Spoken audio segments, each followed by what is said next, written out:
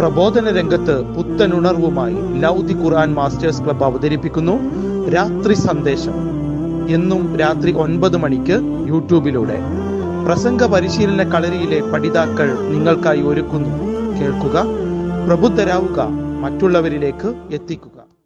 ബിസ്മില്ലാ, അൽഹംദുലില്ലാ, അസ്സലാത്തു വസ്സലാമു അലാ റസൂലില്ല. എൻ്റെ ശബ്ദം ശ്രവിക്കുന്ന മാന്യ ശ്രോതാക്കളെ, അസ്സലാമു അലൈക്കും വറഹ്മത്തുള്ളാഹി വബറകാതുഹു. ഇന്ന് ഞാൻ നിങ്ങളുടെ മുന്നിൽ സംസാരിക്കുന്നത് വിശുദ്ധ ഖുർആനിലെ സൂറത്തുൽ ഇസ്രാ 23-ാം ആയത്തിനെ അടിസ്ഥാനമാക്കിയാണ്. ബിസ്മില്ലാഹിർ റഹ്മാനിർ റഹീം. വഖളാ റബ്ബുക അല്ലാ തഅ്ബുദൂ ഇല്ലാ ഇയ്യാഹു വബിൽ വാലിദൈനി ഇഹ്സാന. നിന്റെ രക്ഷിതാവ് വിധിച്ചിരിക്കുന്നു, അവനെയല്ലാതെ നിങ്ങൾ ആരാധിക്കരുതെന്നും മാതാപിതാക്കൾക്ക് നന്മ ചെയ്യണമെന്നും.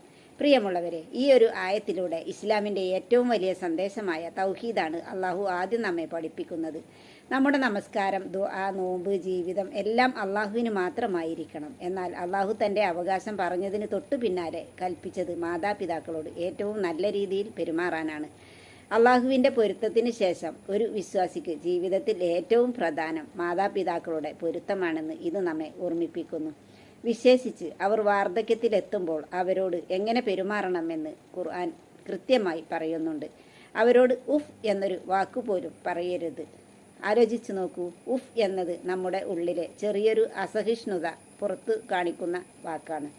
അതുപോലും പാടില്ലെങ്കിൽ ഇന്നത്തെ കാലത്ത് മാതാപിതാക്കളോട് തട്ടിക്കയറുന്നതും അവരെ ശകാരിക്കുന്നതും വൃദ്ധസദനങ്ങളിൽ തള്ളുന്നതും എത്ര വലിയ മഹാപാപമായിരിക്കും.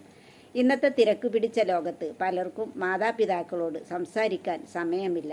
അവരുടെ ഫോൺ കോളുകൾ പോലും എന്നെടുക്കാൻ പോലും അവർക്ക് സമയമില്ല. പ്രിയ സഹോദരങ്ങളെ, ഒരു നിമിഷം ഭൂതകാലത്തിലേക്കൊന്ന് തിരിഞ്ഞു നോക്കണം. നമ്മൾ ബാല്യത്തിൽ കരഞ്ഞപ്പോൾ ഉറക്കമില്ലാതെ നെഞ്ചോട് ചേർത്തത് ആരാണ്? നമുക്ക് രോഗം വന്നപ്പോൾ രാത്രിയിൽ ഉറങ്ങാതെ കാവലിരുന്നത് ആരാണ്? നമ്മുടെ വിശപ്പടക്കാൻ സ്വന്തം വിശപ്പ് സഹിച്ചവർ ആരാണ്? ആ മാതാപിതാക്കളുടെ ത്യാഗങ്ങൾ വിസ്മരിക്കാൻ ഒരു സത്യവിശ്വാസിക്ക് സാധിക്കില്ല. അതുകൊണ്ടാണ് അവർക്ക് വേണ്ടി പ്രാർത്ഥിക്കാൻ അള്ളാഹു നമ്മെ പഠിപ്പിച്ചത്. റബ്ബിർഹംഹുമാ കമാ റബ്ബയാനി സഗീറ. എൻ്റെ രക്ഷിതാവേ, ചെറുപ്പത്തിൽ അവർ എന്നെ പോറ്റി വളർത്തിയതുപോലെ അവരോട് നീ കരുണ കാണിക്കണമേ.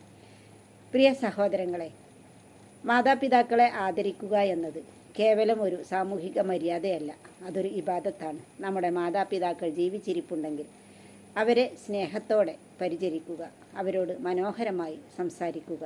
ഇനി അവർ മരണപ്പെട്ടിട്ടുണ്ടെങ്കിൽ അവർക്കായി പ്രാർത്ഥിക്കുകയും അവർക്ക് വേണ്ടി സ്വതക്ക ചെയ്യുകയും അവരുടെ നല്ല ബന്ധങ്ങൾ നിലനിർത്തുകയും ചെയ്യുക.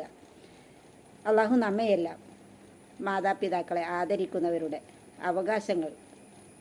അവകാശങ്ങൾ പൂർണ്ണമായി നിറവേറ്റുന്ന നല്ല മക്കളിൽ ഉൾപ്പെടുത്തി അനുഗ്രഹിക്കട്ടെ. ആമീൻ. വാഖിറു ദഅവാന അനിൽ ഹംദുലില്ലാഹി റബ്ബിൽ ആലമീൻ. അസ്സലാമു അലൈക്കും വറഹ്മത്തുള്ളാഹി വബറകാതുഹു.